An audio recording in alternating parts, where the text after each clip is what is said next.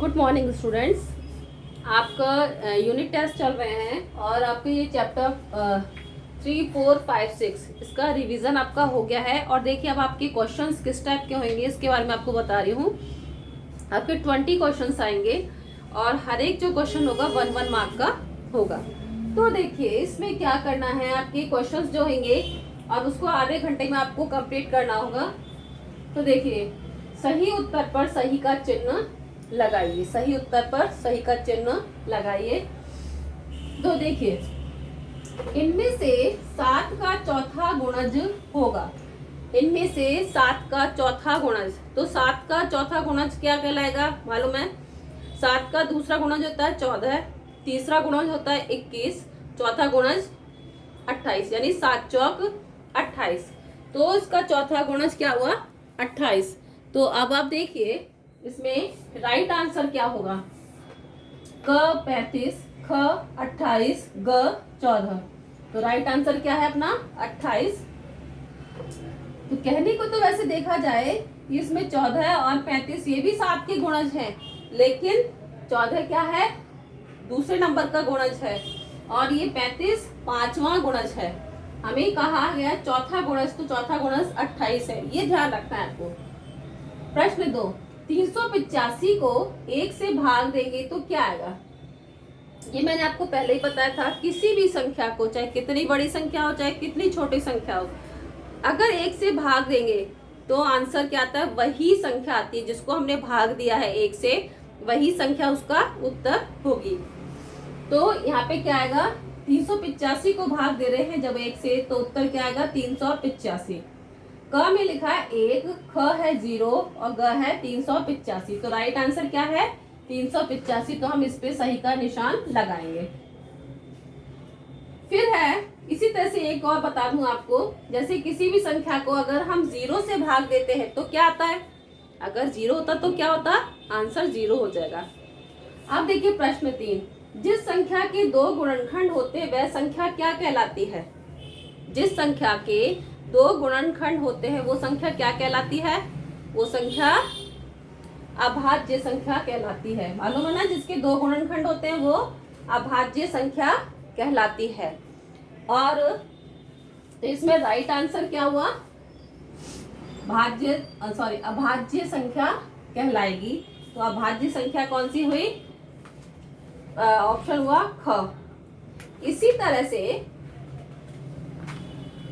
ये है आपका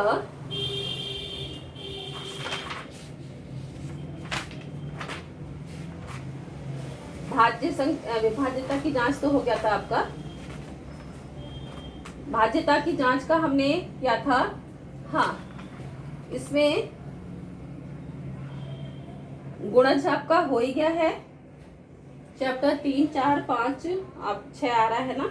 तो देखिए हाँ, विभाज्य संख्या कहलाती है। क्या विभाज्य संख्या कौन सी होती है? यदि एक संख्या को दूसरी संख्या से भाग देने पर शेष शून्य बचे तो विभाज्य संख्या कहलाती है।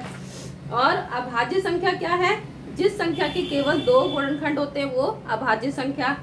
और भाज्य संख्या कौन सी होती है? जिस संख्या के 3 या 3 से अधिक 2 से अधिक गुणनखंड होते हैं तो वो होगी भाज्य संख्या कहलाती है। तो हमें अभाज्य संख्या, भाज्य संख्या, अभाज्य संख्या और विभाज्य संख्या समझ में आ गया? तीनों में अंतर।